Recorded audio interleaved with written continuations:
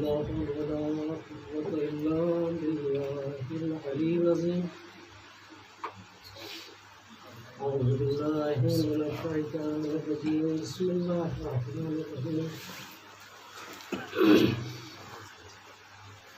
الحمد لله رب العالمين والعاقبة للمتقين والجنة للمؤمنين والنار للكافرين والصلاة والسلام على أشرف الأنبياء المرسلين سيدنا وشفيعنا وحبيب قلوبنا وطبيب نفوسنا مولانا ابو القاسم محمد.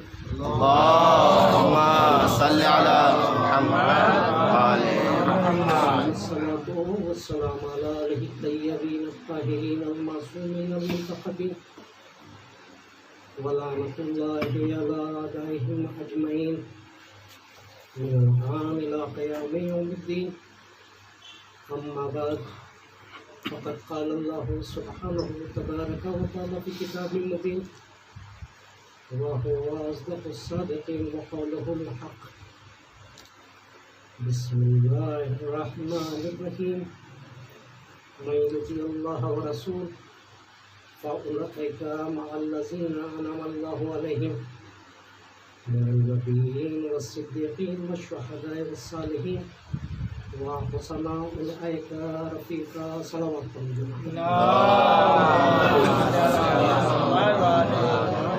احباب کرام، کلام پاک کی جس واقعی ہدایت کو میں نے آپ حضرات کے سامنے عنوان بیان قرار دیا ہے، اس کے ذیل میں اسی وقت میں پابندی وقت کا لحاظ رکھتے ہوئے جس کا حکم صاحب رضا خانے نے دیا، آپ کی یہ عبادت ملتوی کرنی ہے. وقت کی پابندی تعلق ہے نظام سے، اور ہم اگر غیر منظم ہوں گے تو حسینیت پر آ جائیں گے، کیونکہ حسینیت کا تشخص یہی ہے کہ ان کے چاہنے والے، ان کے ماننے والے منظم. دنیا کا کتنا ہی بڑا خطیب، لیکچرر، ذاکر کیوں نہ ہو، اس کے الفاظ، اس کے بیان میں وہ لطافت نہیں ہوتی، وہ نظم و ضبط نہیں ہوتا جو ایک شاعر کے بیان میں ہوتا ہے. وجہ کیا ہے عزیزان گرامی؟ وجہ یہ ہے کہ شاعر کسی اور چیز کا نام نہیں ہے، بلکہ نثر کے بکھرے ہوئے موتیوں کو ایک منظم مالا میں پرو دینے کا نام شاعری ہے. اور اس کو کیا کروں کہ جب دنیا کی شاعری اپنی معراج پر پہنچتی ہے تو اللہ قرآن کا نزول فرما دیا کرتا ہے. کیوں؟ قرآن اور معصوم کے قول میں یہی تو جذابیت ہے کہ یہ قول، یہ فرمان نثر کو بکھرنے نہیں دیتا اور نظم کو بگڑنے نہیں دیتا. آپ کے اذان عالیہ بھی معراج پر رہے، اس لیے قرآن کی آیت کو میں نے عنوان بیان قرار دیا کہ من یطیع اللہ ورسول فاولئک مع الذین انعم اللہ علیہم من النبیین والصدیقین والشہداء والصالحین، کہ جو بھی اطاعت کرتا ہے اللہ کی اور اللہ کے رسول کی. آپ اس بات کو مجھ سے بہتر جانتے ہیں، لفظ فایا جیسے ہی اس نے اطاعت کی ویسے ہی وہ اس زمرے میں آ گیا، یا یوں کہہ دوں ان کے زمرے میں آ گیا کہ جن پر اللہ نے اپنی نعمتوں کا نزول کیا، اور ان نعمتوں کے لیے اشارہ کیا کہ نبیین بھی ہیں، صدیقین بھی ہیں، شہداء بھی ہیں، صالح بھی ہیں. میں منصف ترین تاریخ داں اور متعصب ترین تاریخ داں سے پوچھنا چاہتا ہوں کہ جن چیزوں کا اس میں ذکر کیا گیا ہے، کون سی نعمت ایسی ہے جو ابو طالب کے گھر میں نہ پائی جاتی ہے؟ کون سی نعمت ایسی ہے جس کا تعلق ابو طالب سے نہ ہو؟ کہ جیسے ہی آپ اطاعت کریں گے، اور اس بات کو مجھ سے بہتر آپ جانتے ہیں، میرے اردو کلا کہ اطاعت اور اتباع دو چیزیں قرآن میں ہیں، لیکن جہاں بھی اتباع کا حکم دیا وہاں پر خدا نے اپنی ذات کا ذکر نہیں کیا، اور جہاں اطاعت کا ذکر کیا وہاں پر رسول کی بھی اطاعت، اولو الامر کی بھی اطاعت۔ تو ماننا پڑے گا اتباع اور اطاعت میں فرق ہے۔ بھئی جب آپ یہ فرق محسوس کر رہے ہیں تو جس نے قرآن کو نازل فرمایا ہو کیا اس کے علم میں یہ بات نہیں ہوگی؟ فرق کیا ہے عزیزو؟ اتباع اور اطاعت کا تعلق رسول خدا سے ہے، اور اتباع کا تعلق صرف رسول سے ہے۔ اتباع میں عمل کی ضرورت ہے اور اطاعت قول کی جاتی ہے۔ بہت توجہ عزیزان گرامی، اتباع عمل کا کیا جاتا ہے، اطاعت قول کی جاتی ہے۔ یعنی فعل کا جب آپ اتباع کریں گے تو اس میں خدا بھی شامل ہو جائے گا، اس میں خدا شامل نہیں ہوگا، لیکن اطاعت جہاں ہوگی خدا بھی شامل ہوگا، رسول خدا بھی شامل ہوگا، اور اولو الامر بھی شامل ہوں گے۔ ماننا پڑے گا اتباع عمل کا کیا جاتا ہے، اطاعت قول کی جاتی ہے۔ اور جب آپ یہاں تک میرے ساتھ ہیں تو مجھے کہنے دیجئے کہ وہ امت ہے کہ جو قرآن کی آیت نازل ہونے کے بعد اتباع و اطاعت رسول کرتی ہے، اور ذات کا نام ابو طالب ہے جو قرآن کے نزول سے پہلے اتباع رسول بھی کرتا ہے، اطاعت رسول بھی کیا کرتا ہے۔ صلوات پڑھ دیجئے محمد والے۔ اولئک مع الذین انعم اللہ علیہم من النبیین والصدیقین والشہداء والصالحین۔ یہ کس کے گھر میں؟ یہ نعمتیں کس کے گھر میں؟ اب آپ قرآن پڑھتے ہیں کہ پروردگارہ ان لوگوں کا راستہ دکھا کہ جن پر تو نے اپنی نعمتوں کا نزول فرمایا۔ اور دنیا میں سب سے بڑی نعمت نبوت، امامت اور رسالت ہے، مگر قربان جاؤں اس ذات کے اوپر کہ جس کے آغوش میں بیک وقت امامت بھی ہے اور نبوت بھی ہو۔ ارباب کرم، آج اس مجلسی میں نہیں بلکہ جس جگہ بھی جائیں وہاں یہ ہے کہ آپ ذرا فاصلے سے بیٹھیے، لائن کا خیال رکھیے۔ اور اسلام نے اس بات کو بہت پہلے بیان کر دیا ہے کہ آپ کی زندگی میں 3 ہی لائنیں ہیں، اور چوتھی لائن جسے ڈیفنس لائن کہا جاتا ہے۔ پہلی لائن ہے الوہیت، دوسری لائن ہے رسالت نبوت، تیسری لائن ہے امامت۔ تو کیا آپ نے دیکھا کہ اگر آپ خطیب اور سامع سے دور ہو جائیں گے تو کیا آپ کا اس سے رشتہ نہیں رہے گا؟ بہت توجہ عزیزان گرامی، کیا آپ کا اس سے رشتہ ختم ہو جائے گا؟ نہیں عزیزان گرامی، جذبہ ولایت وہ ہے کہ خطیب اور سامع کے اندر فاصلہ نہیں آنے دیتا۔ بہت توجہ عزیزان گرامی، اور جب ولایت محکم رہے گی تو نہ امامت پر آنچ آئے گی، نہ رسالت پر آنچ آئے گی، نہ الوہیت پر آنچ آئے گی۔ اگر آپ کو یہ دیکھنا ہو تو کربلا میں جب تک امامت پر آنچ نہیں آئی، جب تک نبوت بھی محفوظ تھی، الوہیت بھی محفوظ ہوئی، اور ادھر حسین کے گلے پر خنجر چلا، امامت کے خنجر چلتے ہی عزیزان گرامی نبوت پر بھی آنچ آ گئی، الوہیت پر بھی آنچ آ گئی۔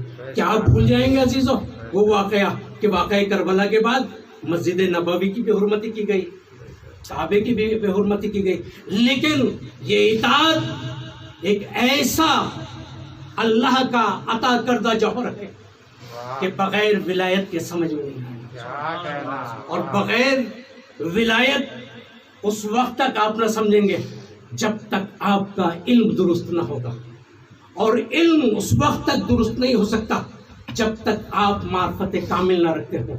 اور علم حاصل کرنے کے لیے باب مدینۃ العلم کی نہیں بلکہ پہلے مدینۃ العلم کی تلاش کرنا پڑے گی، اور مدینۃ العلم پر پہنچنے کے لیے باب مدینۃ العلم کا سہارا لینا پڑے گا۔ تو یہ اطاعت، بس میری گفتگو ختم، یہ اطاعت، یہ اتباع، یہ جتنی بھی آپ کی ولایت ہے، یہ سب آپ کی نسلوں میں آتی ہیں عزیزان گرامی۔ یہ معرفت کے ساتھ، علم کے ساتھ، یہ سب کچھ جو ہے یہ نسلوں سے ہے۔ یہی تو وجہ ہے عزیزو، اطاعت بھی نسلوں میں آتی ہے، شرارت بھی نسلوں میں آتی ہے، شرافت بھی نسلوں میں آتی ہے، خلافت بھی نسلوں میں آتی ہے۔ اب یہی وجہ ہے کہ جہاں جہاں نسلوں میں شرافت ہوتی ہے، اطاعت ہوتی ہے، وہ دور سے بھی روضہ رسول کو چون لیا کرتے ہیں، اور جہاں شرارت ہوتی ہے وہ بزم رسول میں بیٹھنے کے بعد بھی صلوات پڑھ دیجئے امام۔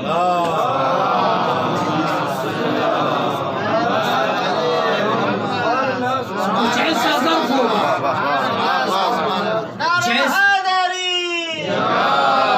جیسا ظرف ہوگا ویسا مظروف ہوگا۔ اور اس ولایت کو سمجھنے کے لیے امام جعفر صادق علیہ السلام سے منسوب حدیث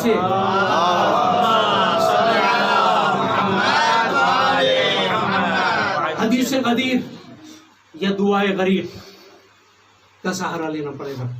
کیا فرماتے ہیں امام؟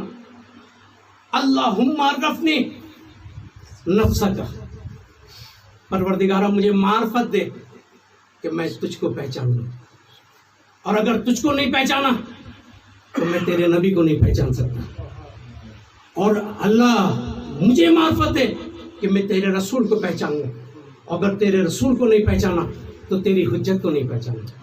بہت توجہ عزیزان گرامی، اور اگر تیری حجت کو نہیں پہچانا تو میں نے اپنے دین کو نہیں پہچانا، اور جب اپنے دین کو نہیں پہچانا تو میری موت جاہلیت کی موت ہے عزیزان گرامی۔ کم علم یا علم حاصل نہ کرنے کا نام جہالت نہیں ہے، جاہلیت نہیں ہے، بلکہ معرفت امام زمانہ نہ ہونے کا نام جاہلیت ہے۔ اب یہ اپنا اپنا نصیب ہے کہ کوئی کافر کے گھر میں رہ کر بھی ایسے ایمان کا اظہار کر رہی ہے کہ آج تک اور آج سے قیامت تک اور نزول قرآن سے اب تک اسے مومنہ کہا جا رہا ہے۔ وہ کون ہے عزیزان گرامی؟ وہ فرعون کی زوجہ، بہت توجہ، فرعون کی زوجہ ہے مومنہ، لیکن کافر کے گھر میں۔ قرآن بہت ہی زیادہ امانت والی کتاب ہے عزیزان گرامی، اس میں ہر چیز ہے، لیکن اللہ اکبر، یہ دیکھیں خوشبختی کہاں پر ہے، گھر کافر کا، لیکن ایمان کا اعلان کل بھی تھا اور آج بھی تھا۔ اب اپنا اپنا نصیب ہے، ایک کافر کے گھر میں رہ کے بھی اپنے ایمان پر آج نہیں آنے دیتی، اور وہ اس زوجہ کے لیے کیا کریں کہ جو رسول کے گھر میں ہو۔ صلوات پڑھ دیجئے محمد۔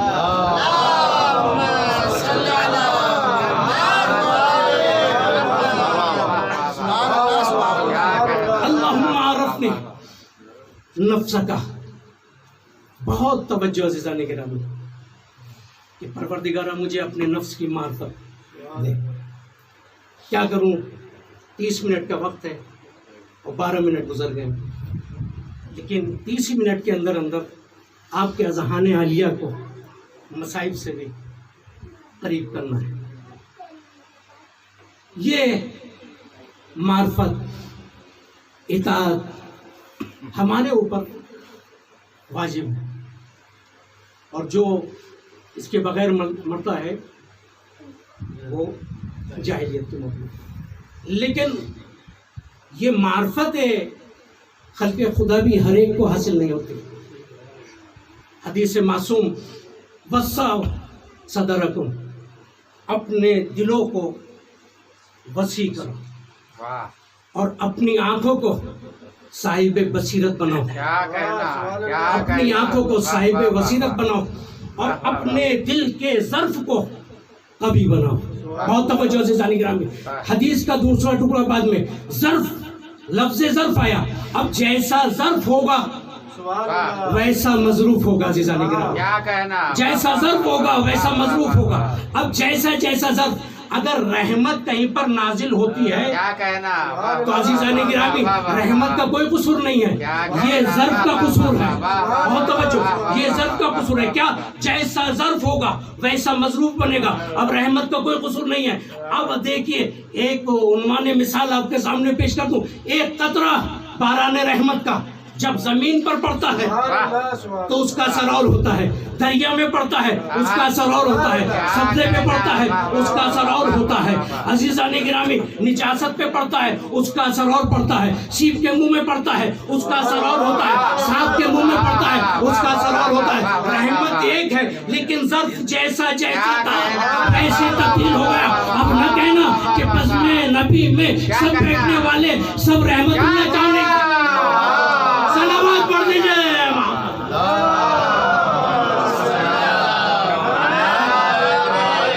یہ ظرف کا قصور نہیں, یہ ظرف کا قصور ہے, رحمت کا قصور نہیں ہے. اور ہمارے اور آپ کے لیے سب سے بڑا امتیاز جو ہے وہ ولایت اہل بیت.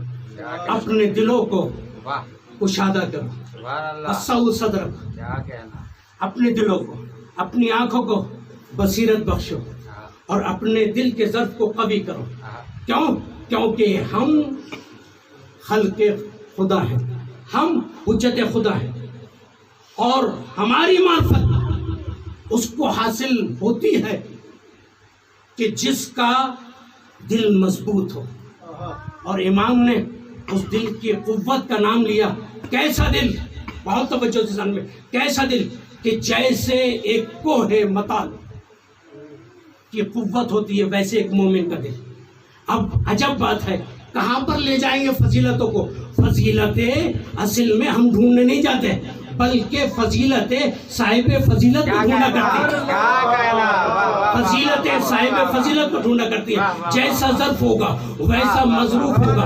اب یہی تو وجہ ہے کہ بزم نبی میں بیٹھنے والے سب صحابی ایک سے نہ تھے. اب لوگوں نے اس زمانے میں اتنے حدیثیں نہیں, لیکن ایک صحابی ہے, مجھے پتہ نہیں یہ کون سے صحابی ہیں, لیکن اتنا ضرور ملتا ہے کہ آج کی ایجاد کمپیوٹر ہے لیکن یہ اس زمانے کے کمپیوٹر تھے. ایمان پتہ نہیں کب لائے لیکن کمپیوٹر ہے. اور حدیثوں کا اندازہ یہ ہے کہ جس زمانے کی حدیث پوچھ لو, بہت توجہ سے سنیں, جس موضوع کی حدیث پوچھو وہ ان کو بات. 3 سال کا ایمان بھی نہیں اور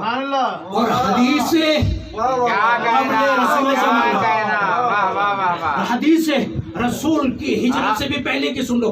مجھے ان کے کریکٹر پر کوئی بھی انگلی نہیں اٹھانا, لیکن اتنا بتا رہا ہوں کہ عزیزان گرامی ان کی کتابوں میں اتنا ملا کہ ان میں یہ کمال آیا کیسے. کیا کہنا مشکاہ شریف میں ہے, ان میں یہ کمال آیا کیسے. ان میں کمال اس لیے آیا کہ روایت میں ملتا ہے, حدیثوں میں, ان کی حدیثوں میں ملتا ہے کہ انہوں نے ایک دن رسول کے جھوٹے ظرف میں پانی پی لیا تھا. تو اس کا اثر یہ ہوا کہ یہ اتنے علم کے مالک ہو گئے کہ حدیثوں پہ حدیثیں بیان کر رہے ہیں. میں کہتا ہوں اگر کوئی بھی رسول کے جھوٹے ظرف میں دودھ پی لے تو وہ اتنے علم کا مالک ہو جاتا ہے. اب ان بچوں کو کیا کیا جائے کہ جن کے منہ میں رسول کی اور رسول زبان دے کر واپس نہیں لیا کرتا. صلوات پڑھ دیجئے.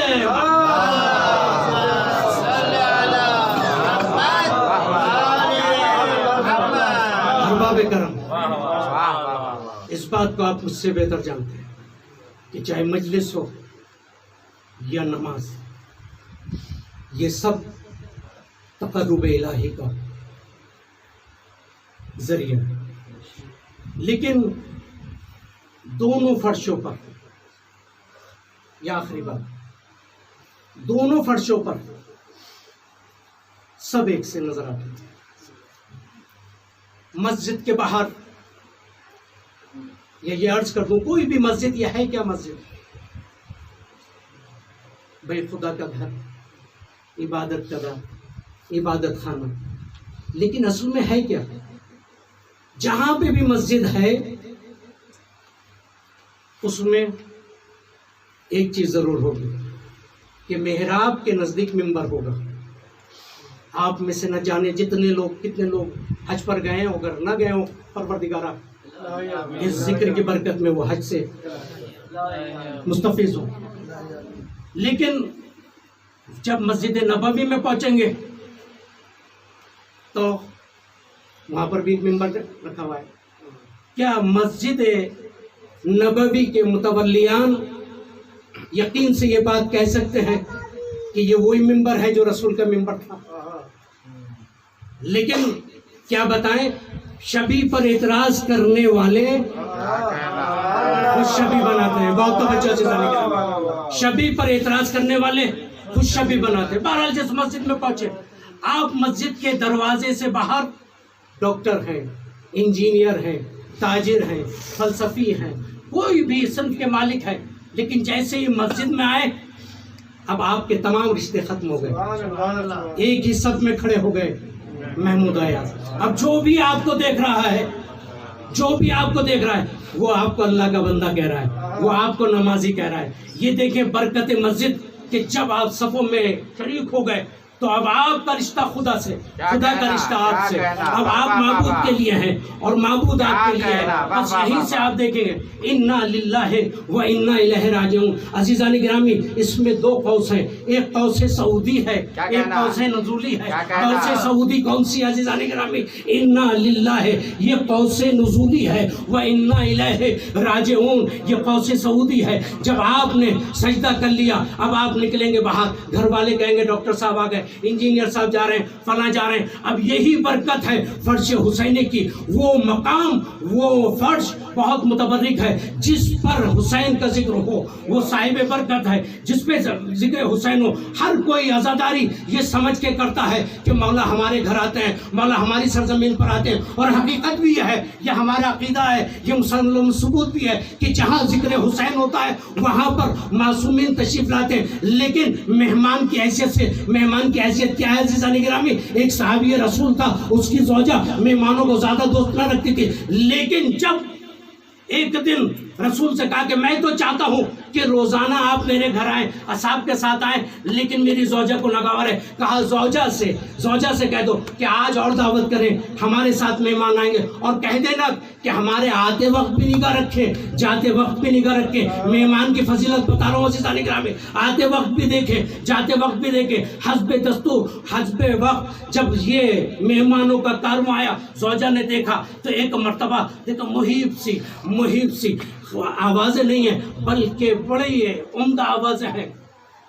زوجہ نے در کیا اور جب جانے لگے, رسول نے فرمایا کھانا ختم ہوا, جب جانے لگے تو کہا کہ اب زوجہ سے کہو کہ ہمارے طرف دیکھیں, ہمارے جاتے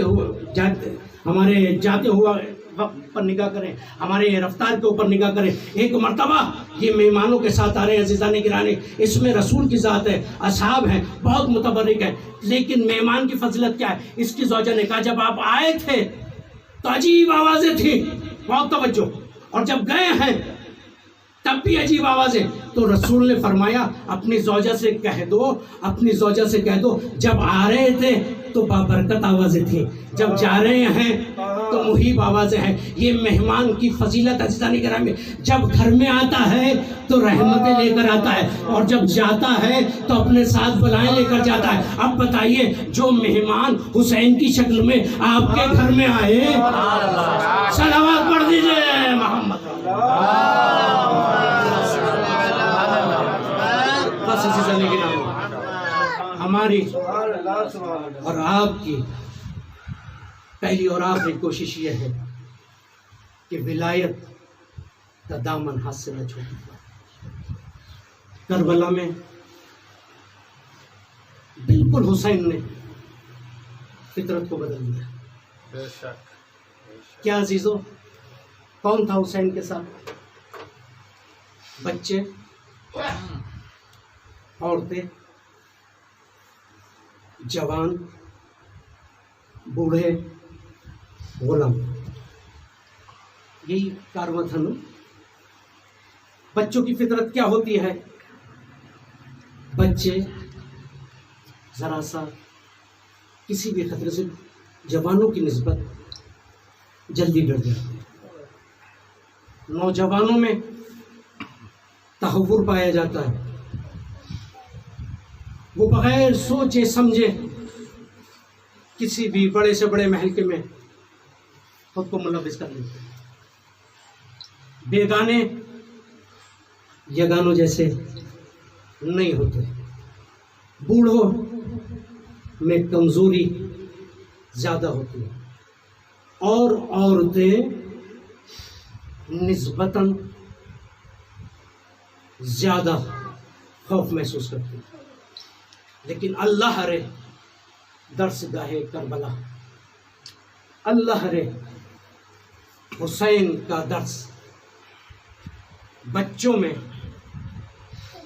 جذبہ شجاعت پیدا کر دیا، جوانوں میں تدبر پیدا کر دیا، بوڑھوں میں کمزوری کے ساتھ کے بجائے شجاعت کو پیدا کر دیا، اور عورتوں کو اتنا شجاع بنا دیا کہ بعد قتل حسین شجاعت اس عالم پر کہ امامت کی حفاظت کر رہی ہے۔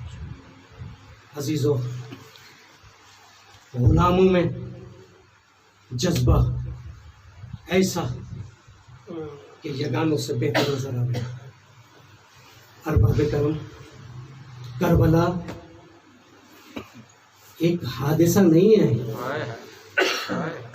کربلا ایک درس گاہ ہے جو نہ کل بند ہوئی تھی اور آج بھی جاری و ساری، بس ظرف کی ضرورت ہے کہ کربلا کو پہچانے۔ حسین وہ نہیں ہے کہ جو سیلابوں سے ڈر جائے، بلکہ جو طوفانوں کا رخ بدل دے، اس کا نام ہے حسین۔ کربلا کے بعد عزیزو، جس امام کے گھر میں بھی مجلس ہوئی، سیرہ امام یہ تھی کہ خود نیچے بیٹھتے تھے، ذاکر حسین سے کہتے تھے کہ تم ہمارے جد کا مرثیہ کرو۔ اللہ اکبر، کیا عظمت ہے ذاکر حسین کی! یہی نہیں ہے کہ جو ذکر کرے وہی ذاکر، نہیں، جو حسین کا ذکر سنے وہ بھی ذاکر حسین۔ یہ نصرت ہے کہ جو کبھی سامع کی شکل میں ہے، جو کبھی ذاکر کی شکل میں۔ امام محمد باقر علیہ السلام کا زمانہ، مجلس ہو رہی ہے، ذاکر سے کہا میرے جد کے مصائب پڑھو، میرے جد کے مصائب شروع کیے، امام نے رونا شروع کیا، اپنے اطراف میں بیٹھے ہوئے انصار و اصحاب پر نگاہ ڈالی، کیا تم میرے جد کے ذکر میں رو نہیں رہے ہو؟ کیا تم میرے جد کی مصیبت پر رو نہیں رہے ہو؟ ایک مرتبہ صاحب نے کہا مولا دیکھیے ہم رو رہے ہیں۔ مولا نے پھر فرمایا کیا تم میرے جد کی مظلومیت پر نہیں رو رہے؟ اپنا رومال آگے کیا، مولا دیکھیے یہ ہمارے آنسو کی نشانی ہے۔ کہا نہیں، تمہیں نہیں پتا میرے جد پر کیسے رونا چاہیے، میرے جد پر ایسے رو جیسے وہ ماں روتی ہے کہ جس کا جوان بیٹا دنیا سے چلا جائے۔ اجرکم اللہ، خدا آپ کو کسی غم میں نہ رلائے سوائے غم اہل بیت۔ آپ متوجہ ہو گئے، آپ کی آنکھوں سے آنسو نکل آئے، حق کے مجلس ادا ہو گئے عزیزوں۔ لیکن آج کل جو مصائب پڑھائے جاتے ہیں، یا اسیروں کے، یا قیدیوں کے، یا حسین کے کٹے ہوئے سر کے، عزیزوں عباس و علی اکبر اور اصحاب حسین کا امتحان تو کربلا میں ختم ہو گیا نا، تمام ہوا۔ اب ان کے سر ہیں جو اسیروں کے ساتھ ساتھ ہیں، یتیموں کے ساتھ ساتھ ہیں، تمام سر نو کے نیزہ کی بلندی پر ہیں، لیکن دو سر ایسے ہیں کہ جو نو کے نیزہ کی بلندی پر ہیں، ایک سر عباس، ایک سر حبیب ابن مظاہر۔ ایسا نہیں کہ ان سروں کو بلندی پر نہیں چڑھایا گیا ہو، نیزے پر نہیں چڑھایا گیا ہو، جب بھی عباس کا سر نیزے پر جاتا تھا زمین پر گر جاتا تھا، شرم نے تعزیہ نہ اٹھایا، عابد بیمار کی طرح پڑا، اے سید سجاد بتاؤ تمہارے چچا کا سر نو کے نیزہ پر کیوں بلند نہیں ہوتا؟ ایک مرتبہ سید سجاد نے ہتھکڑیوں کو سنبھالا، بیڑیوں کو سنبھالا، ہاتھوں کو جوڑا اور کہا اے چچا جان یہ بتا دیجئے آپ کا سر نو کے نیزہ پر کیوں بلند نہیں ہوتا؟ ایک مرتبہ کٹے ہوئے سر سے آواز آئی اے بیٹا سید سجاد تمہیں نہیں پتا، ارے جب نو کے نیزہ کی بلندی پر جاتا ہوں کبھی سکینہ تماچے کھاتے، کبھی زینب ام کلثوم برائے نصر نظر آتی ہے، جزاکم ربکم خیر الجزا۔ یہ اسیروں کا قافلہ کوفے میں، روایت کہتی ہے کہ کوفے والے ان اسیروں کا تماشا دیکھنے کے لیے اپنے پشت بام پر ایک مرتبہ ایک بیوی نے دیکھا کہ چند بیویاں ہیں، چند بیویاں ہیں، اور ان بیویوں کے حلقے میں ایک بچی ہے جو اپنے ننھے ننھے ہاتھوں سے اپنے گلے کو پکڑے ہوئے ہے۔ ہاں عزیزو، اس بیوی نے دیکھا کہ یہ بچی زبانے بے زبانی میں اس بیوی سے کچھ کہہ رہی ہے کہ جو اپنے چہرے کو بالوں سے چھپائے ہوئے ہیں۔ ایک مرتبہ پوچھا یہ کون ہے، کیا چاہتی ہے؟ سکینہ پھوپھی سے کہہ رہی تھی پھوپھی اماں کوئی سبیل ہے کہ جو ہمیں پانی مل جائے۔ ہائے عباس کی بہن کیا جواب دے؟ ایک مرتبہ یہ بی بی آگے بڑھی، کہا یہ کیا کہہ رہی ہے؟ کہا یہ کہہ رہی ہے کہ مجھے پانی کی ضرورت۔ بس یہ ضعیفہ اٹھی، اٹھنے کے بعد ایک جام آپ کا لے کے آئی، کہا سے آپ سامنے پیش کیا عزیزو، میں نے تمام کیا، اور جیسے ہی سکینہ نے چاہا کہ یہ پانی پیے، ضعیفہ نے ہاتھوں کو جوڑا کہ اے یتیم، اے اسیر، اے یتیمہ، میں تجھے پانی پینے سے منع نہیں کرتی، لیکن میری کچھ دعائیں ہیں، وہ دعا کرتے۔ میں نے سنا ہے کہ خدا یتیموں کی دعا جلد سنا کرتا ہے، اسیروں کی دعا جلد سنا کرتا ہے۔ ایک مرتبہ سکینہ نے پھوپھی زینب کی طرف دیکھا، زینب نے کہا اے سکینہ تم دعا کرو، ہم آمین کہتے ہیں۔ اللہ اکبر، اگر سکینہ دعا کرے اور زینب آمین کہے، یہ ہو ہی نہیں سکتا، یہ ہو ہی نہیں سکتا کہ دعا مستجاب نہ ہو۔ ایک مرتبہ بیوی سے پوچھا کہ تیری کون سی دعائیں ہیں؟ ایک مرتبہ اس نے کہا پہلی دعا یہ ہے کہ میرے بچے ایسے اسیر و یتیم نہ ہو کہ جیسے یہ بچی یتیم ہوئی ہے۔ ایک مرتبہ سکینہ نے کرتے کے دامن کو پھیلایا اور کہا پروردگارا حسین کی یتیمہ سکینہ تجھ سے دعا کرتی ہے کہ اس کے بچے ایسے یتیم نہ ہو جیسے میرا نصیب یتیمی سے جڑا ہے۔ ایک مرتبہ پوچھا کہ تیری یہ دعا ہوئی؟ ابا نے بھی کہا نہیں، میری ایک دعا یہ ہے کہ میں مدینے کی زیارت کروں، میں مدینے کی زیارت کروں۔ ایک مرتبہ زینب نے پوچھا کیا تم مدینے والوں کو پہچانتی ہے؟ کیا تم مدینے کی زیارت کرنا چاہتی ہے؟ خدا آپ کو کسی غم میں نہ ڈالے سوائے غم اہل بیت کے۔